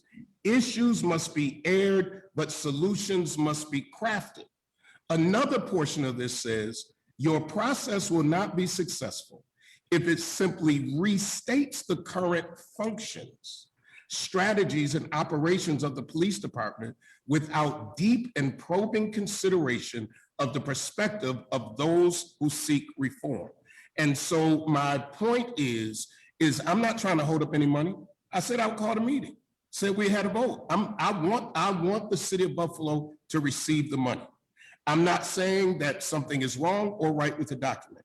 What I am saying is a document this big and that has as much weight as this document does for making a statement of the city of Buffalo's leadership, that it is important to hear from the people. That would have happened tomorrow, and then we would have had a vote tomorrow. But we obviously are having a vote today. Councilmember Wyatt, you have the floor. Thank you, Mr. President. I sat here patiently listening to my colleagues. In some of the cases, some of the BS we heard. And it's unfortunate because as today, I'm watching the trial of George Floyd, which set off this firestorm of reform. And I'm listening to one of the witnesses and how she recounted what happened to him. And she was only 18 at the time. And she talked about how she thought about her brother. She thought about her father. She thought about her little cousins that were black and brown. I think about George Floyd. I think about Ahmaud Arbery. I think about Rayshard Brooks. I think about Daniel Prue, Breonna Taylor, E.J. Bradford, and Alton Sterling. I think about them right now at this critical time. And I think about those civil rights people who stood up in the midst of death for the rights of us, that what we have today. And I'm sitting here now with some folks who just feel like this is Najee Flair, it's okay, we can come back another day. But I'm gonna say again, why wasn't the timeline followed? Why wasn't the community input allowed? Why wasn't all that done in a timely fashion? Why did we get this on March 22nd? Why did that happen? If it wasn't a plan to put the council in a bad position, if we really wanted to see real reform, why didn't it happen as the governor outlined so eloquently? We talk about eloquency, we talk about someone that actually cares about reform. I think he put out a nice timeline that the community should have been involved in. But my colleagues here who have no sense of this time, because they just put their hand up acting like powers in a hand fist. Well, it ain't just a hand fist, it's in with action. Councilmember. Order, point of order, point of order. Point of order. Yes, Mr. President. Thank you, Mr. President. Thank you, Mr. President. We just want to continue on this same course and not look at real change. The community came out loud and clear consistently on those changes. And we talked about a civilian review board, a citizen review board. Every other city in the state of New York, for the most part, Rochester, Syracuse, Albany, New York City, has a civilian review board. But no, not in Buffalo. It wasn't part of the recommendation. Point of order. It was ignored. That Point was of order. brought before the Common Council, but it was ignored. There was a lot of other things talking about evaluations and things that was added, but the real reform was a citizens review board, but that was ignored. And so I stand on the backs of those who came before me, who were unbought and unbossed, to stand for the right thing at right now. The time is now. It's not tomorrow. Because if there was a tomorrow, and if they really were sincere about tomorrow, they would allow for the public input. They wouldn't put forth a motion to vote on this today, because we could have heard from the public tomorrow. Even though it had been a short window, we still could have heard from them, but they didn't even want to hear from the public in one day. So why should we believe that any change is going to happen? We're going to continue to get the same dog and pony show. I'm concerned. I'm concerned about the people who have been victimized in policing, the wrong policing. And here we have advocates who have been strong and done their research, just like the people who supposedly on this commission who did research. I was told there were only 4 meetings. That shows that there was some sensitivity and compassion and due diligence for this. Yeah, there was a lot of due diligence. That due diligence was kicked to the corner. It was just a couple of people having a meeting. We're introducing ourselves for a whole day, but no real reform, no real conversation took place. And the people who had that conversation should have been there, but they weren't invited. They weren't included. Point of order on the question. Point of order on the question. Point of order on the question. Again, when we talk about moving on this item, I'm very concerned because we don't have tomorrow. If we had tomorrow, if there was a real consideration, we would have did like some of the other mayors of some of the other cities, like Keisha Lance Bottoms from Atlanta, Muriel Bowser from DC, Lori Loutfoot from of Chicago. Point of order on the question. Warren from Rochester. Real progressive move. Point of order, Mr. President. Point of order, Mr. President. Just a minute, I can't hear everybody. Point of order on the question. The point of order is he is off topic, not discussing the question that is on the floor. The question on the floor is the motion to adopt this document. Thank you. He can speak to the document. He can't speak about another council or to another council. And he is not speaking to the document. He's speaking to the issue on the floor. He is not speaking to the document. The question on the floor is to adopt the motion. Who want to interrupt you because they have no other agenda. Out of order, Mr. President, out of order. Councilmember Wyatt, I'd just like for you to stay about the people who are on this call by Robert's Rules of Orders, but you can speak about your feeling of us either voting on this, not voting, and why. Okay, before I was interrupted, Council President, I'm very angry. And I'm just as angry as the people who kept coming day after day, marching in the midst of a pandemic, risking their lives for us to make a decision and not to be afraid, to be undaunted, to make serious change. This governor stepped out and he gave us an order. And that order should have been given to us and they should have followed it, but they didn't. They didn't follow it, they ignored it. And so now we have on the floor a motion to not hear from the public, which is just insane. How do we do that in good conscience? How can anyone in good conscience vote on this item today when the public was not given the proper notice? That's what the governor said. Are we going to follow his notice or not? Or we're just going to cave in to this idiotic approach to doing something that's bigger than many of us? And so I encourage my colleagues to allow for another day for us to vote. I truly could care less if we voted on it today, if we just let it fall, because unfortunately, we were backed in a corner. We weren't given the proper respect. This council has been manipulated far too long, far too long. We could have did this and we could have had public input and then we could have voted. I would have been fine with that. That's what we've been doing. Many of us, we're transparent. We don't have any agenda, but to serve the people who put us in our positions. So with that being said, Mr. Chair, I think the right time is always right to do right. And I will not be voting for this item if we move forward on it. And I'm asking my colleagues to give us another day. Let the community come forth and speak to the item. Council President is going to call a meeting tomorrow. We can hear from the public. And then if we have to make the decision, I'm fine with that. That's a democracy. Thank you, Mr. Chair. Councilmember Wingo, you have your hand up? Yes, sir. Thank you, Mr. Chair.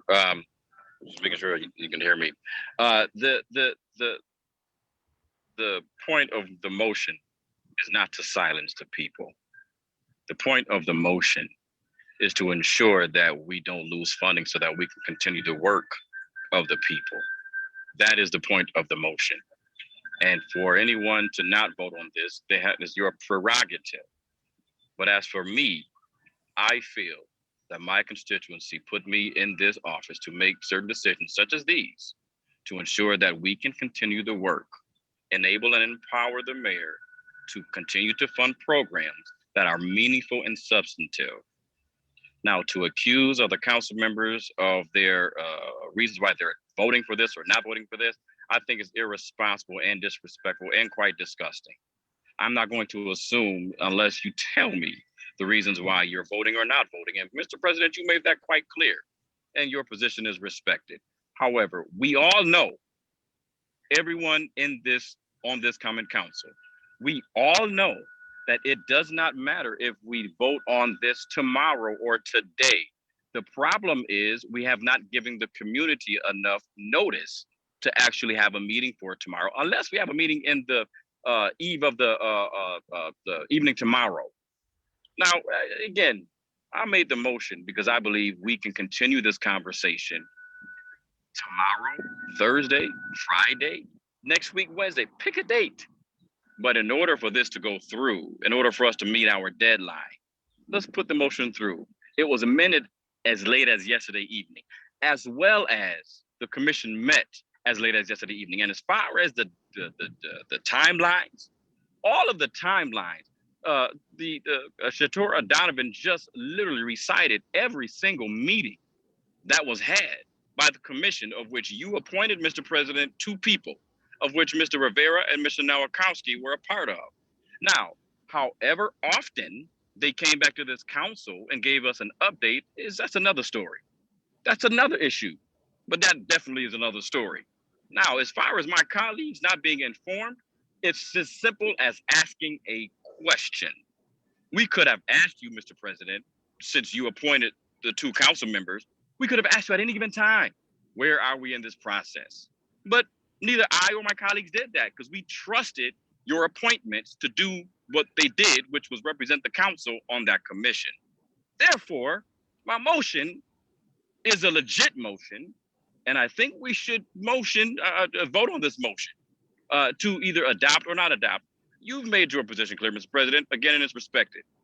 Therefore, again, we can have this conversation any day, anytime, but we have a deadline to meet to make sure that our city does not miss out on essential and critical funding. Thank you, Mr. President. Thank you.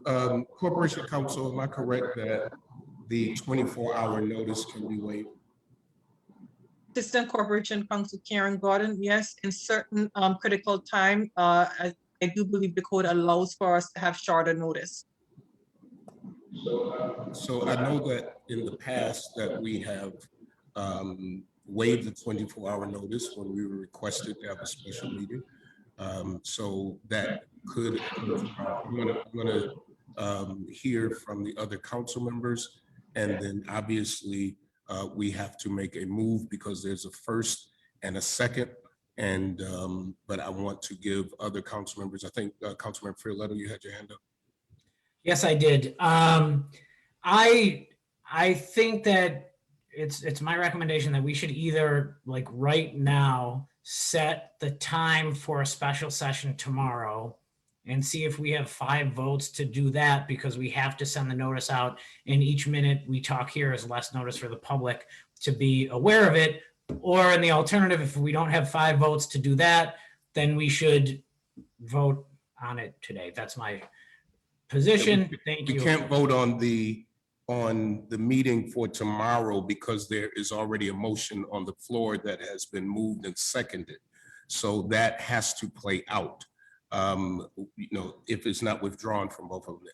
So we have to vote on the request to vote on this document today because it's in front of us. That's the item that's in front of us and what was moved. Are there any other colleagues that want to be heard on this issue? Councilmember Bowman? Thank you, Mr. President. I would be in support of a hearing tomorrow to move this forward to further hear from the residents. I do not want to lose the funding as several other colleagues mentioned, but I would be in support of having the hearing tomorrow. Thank you. All right.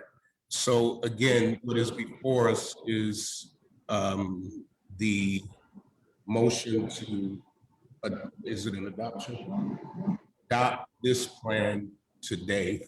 That's what, and I apologize for the echo. I'm trying to fix it, you are. Is to adopt this plan today. If there is no further discussion, we would have to hear that first. And so what I will do, because there seems to be some differences, is I believe we're going to have a roll call vote on this. Councilmember White. Mr. Chair, can I make an amendment to this before we vote, or do we have to vote first? No, I'm amenable to that. I'm amenable to that, Mr. Chair. What is the amendment? Asking that we add these requests to add a civilian review board, and also put in that we want a budget line of $300,000 for a civilian booth board by May 1st. Can I add Not that? amenable to that, Mr. Chair.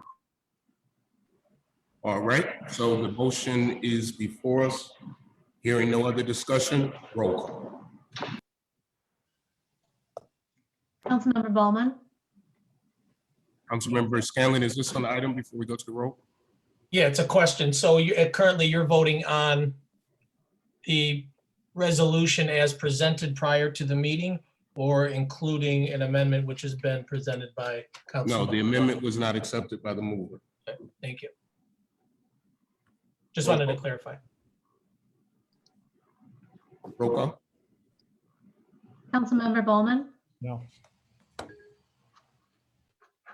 Councilmember Farrelletto, No. Councilmember Golumback, Yes. Councilmember Noakowski,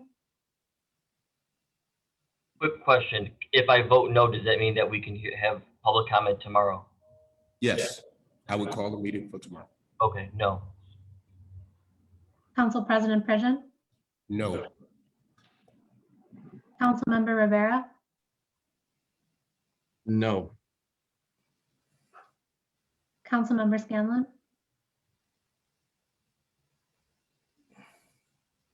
Yes. Councilmember Wingo, Affirmative. Councilmember Wyatt. No. That is 3-2-6. Excuse me.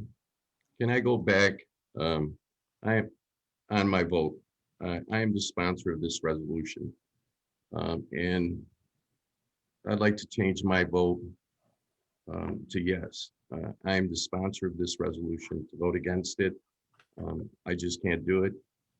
I understand the position, the sentiments of each and every council member. This is an opportunity to continue to move forward. So I'll vote yes on that. I'll take that. Mr. Chair. Councilmember Wingo. Thank you, Mr. Chair.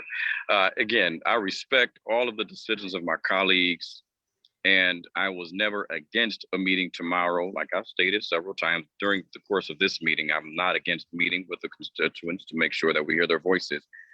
But I do believe that we failed today.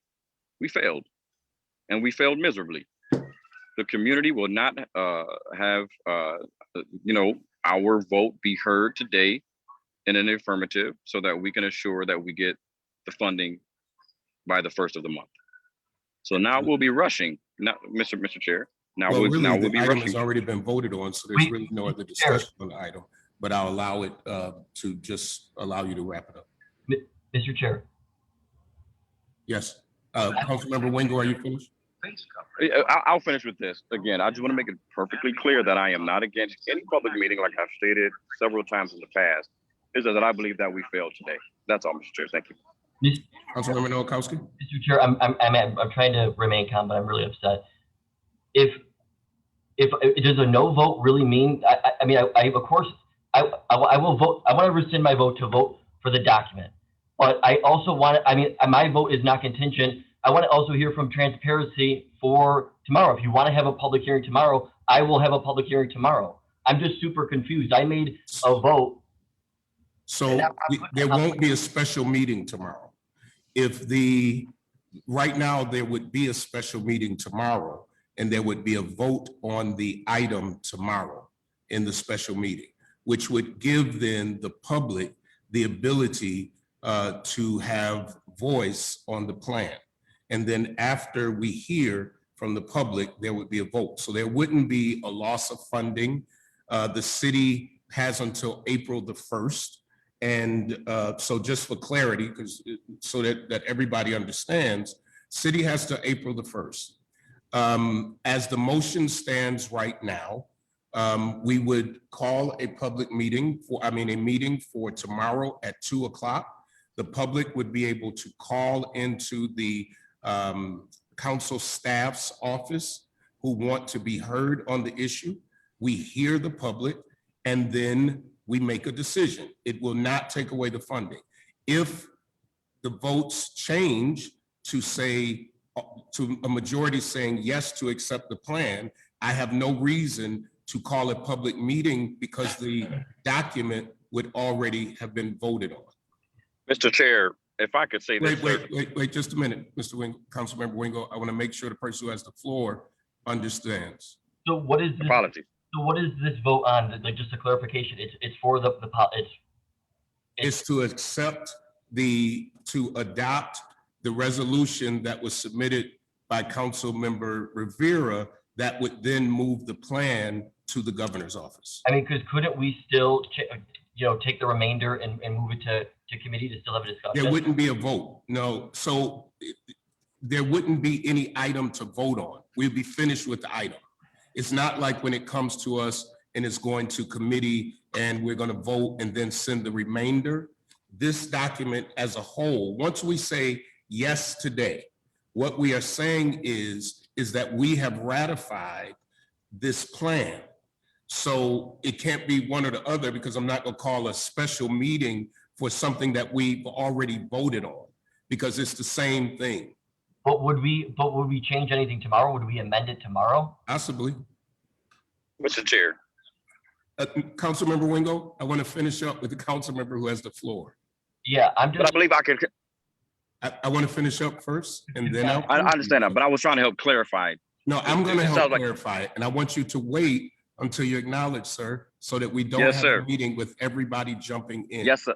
Yes, sir. Yes, sir. Councilmember Noakowski. Thank you, Mr. President. I'm going to be honest. I'm upset because I want to. I'm voting. I'm going to please. I want to vote for this. I'm voting for this document. I was on the commission. I put a lot of things on this thing, but I was confused that my vote was contingent upon a public meeting tomorrow. So I'm just upset that my yes vote will then be translated to that I don't want to hear from the public. Of course, I always want to hear from the public. I just think that's unfair, and I'm really upset right now. And when I did vote, I thought it was contingent upon having a public meeting, but I would like to change it to yes. Yeah, it is, and I'll come to you, Councilmember Wingo. It is again, the upsetness hopefully is not with this chair, because I was asked yesterday at 2 o'clock, to hold a special meeting on Wednesday. I all day have said I will hold that meeting so that we do not lose funding. But what was important to me in holding that meeting is to make sure we hear from the public.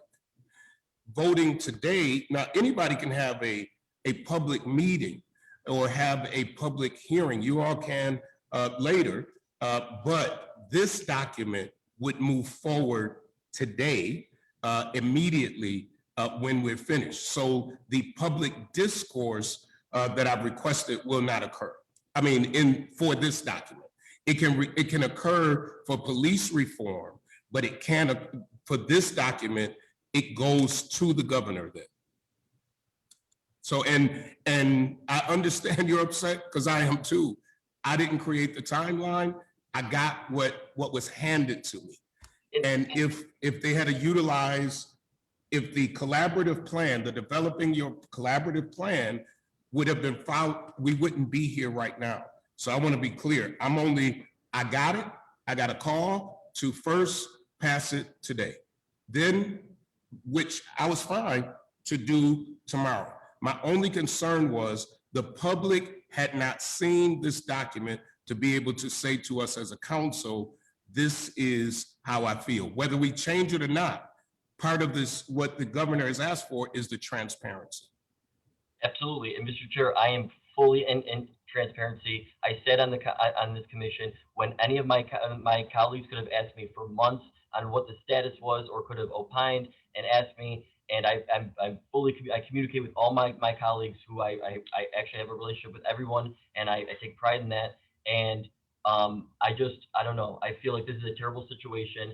And, I feel like I was thrown under a bus and I hit every tire on the way down. And I just want to clarify the vote that, I'm voting in the affirmative for the document that this commission and I sat on and worked on. And I was confused at the moment. I apologize. So that would change 2 votes, which would then, I think we.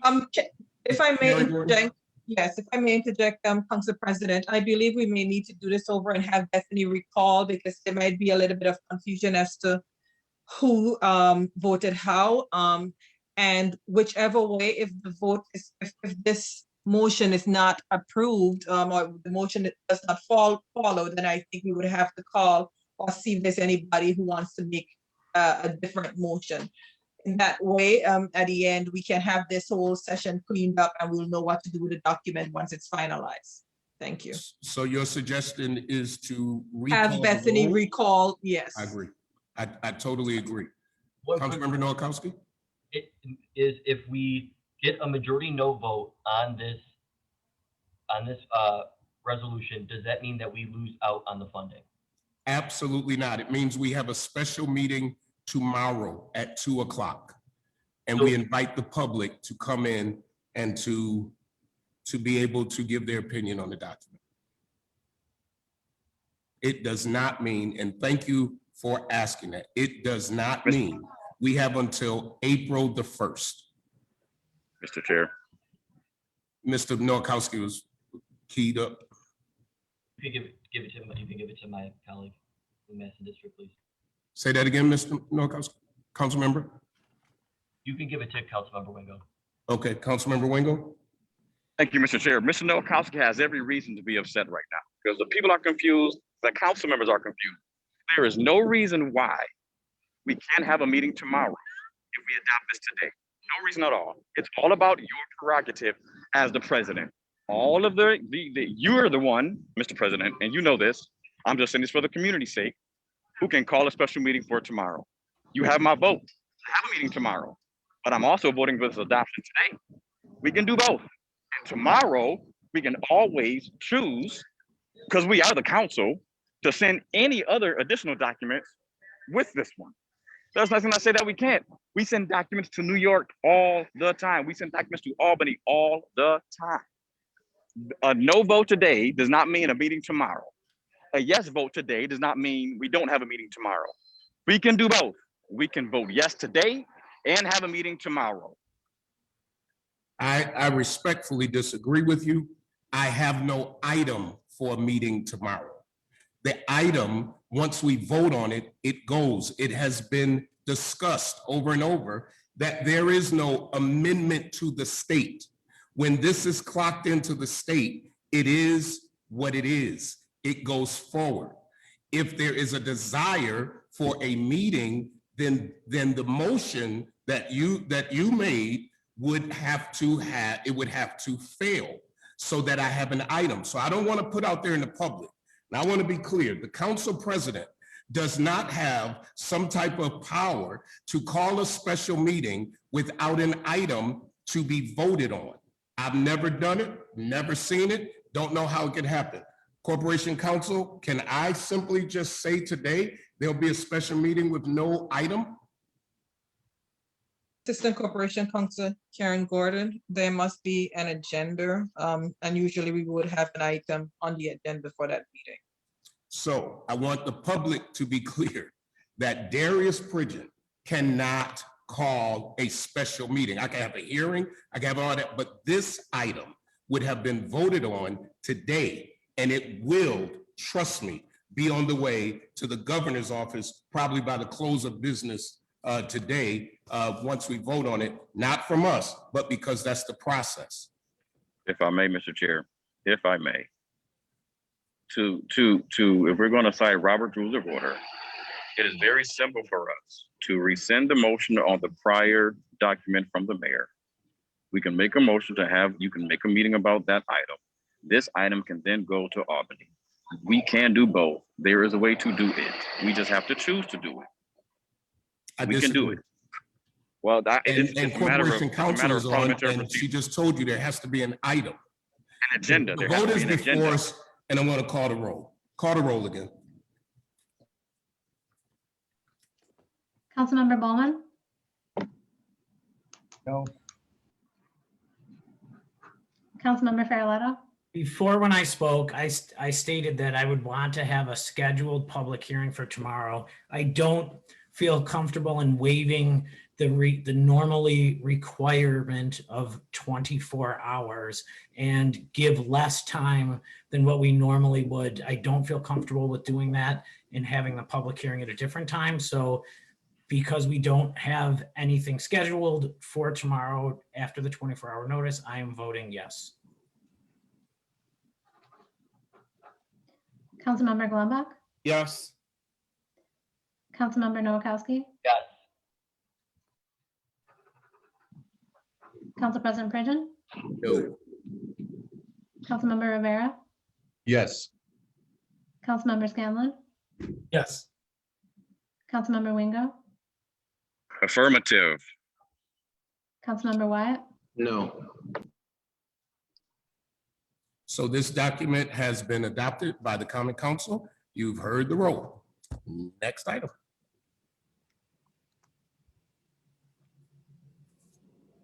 Item 65, in vitro fertilization and fertility preservation treatments in City of Buffalo Health Insurance. Motion to adopt the resolves, remainder to civil service. Second by Councilmember Scanlon.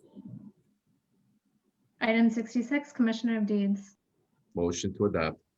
Second by Councilmember Wingo. Item 67, failure of City of Buffalo speed violation monitoring system program and rescinding 19-490. Motion to send the legislation to items 67 and 68. Second by Councilmember Wyatt, who has the floor. Thank you, Mr. President. I want to invite the community out. You will be able to be heard on this item during the legislative committee. We put forth a resolution as well as an ordinance amendment. I know before we put this forward, we had a few particular groups come out. I need the community come out in a big way on this item so that we can move on with this program and really put in a safety program for our babies. We can put speed humps in, we can put in proper crosswalks, as well as digital monitors so that people know how fast they're going, but not have a punitive measure that is hurting people in the midst of a pandemic. So you will have an opportunity during the legislative committee next week to be heard on this item, and I hope that you'll come out and you'll show up. Thank you, Mr. Chair. Thank you, sir. Is that the last item? Yes, Mr. Chair. All right, announcements from our clerk's office. Announcement of committee meetings. The following meetings are scheduled to be streamed live on www.facebook.com/BFLOCC. Committee on Civil Service, Tuesday, April 6th at 9:45 a.m. Committee on Finance following Civil Service at 10 a.m. Committee on Legislation, Tuesday, April 6th at 1:00 p.m. Committee on Community Development, Tuesday, April 6th at 2:00 p.m. Special committees, Committee on Education, Tuesday, April 6th at 11 a.m. Council members, any announcements? Councilmember Scanlon. Thank you, Council President. I meant to mention this at the beginning of the meeting, but it slipped my mind. I would ask that we please keep in our thoughts and prayers the family of New York State Trooper Joe Gallagher, who passed away a couple of days ago after injuries sustained 3 years ago when he was hit by a car after helping a motorist at the side of the road in Long Island. Mr. Gallagher was a graduate of Waterfront Academy. He was a classmate of mine at Bishop Timon, and he graduated from SUNY Maritime. He's going to be terribly missed by his wife, son, daughter, parents, 2 brothers and sister, the New York State Police Department, as well as the community at large. So I ask that we please keep his family in our prayers. Yes, sir. Thank you for that. Anyone else? All right, it has been a robust meeting. Motion? Motion to adjourn. Motion to adjourn, second by Councilmember Joel Farrelletto.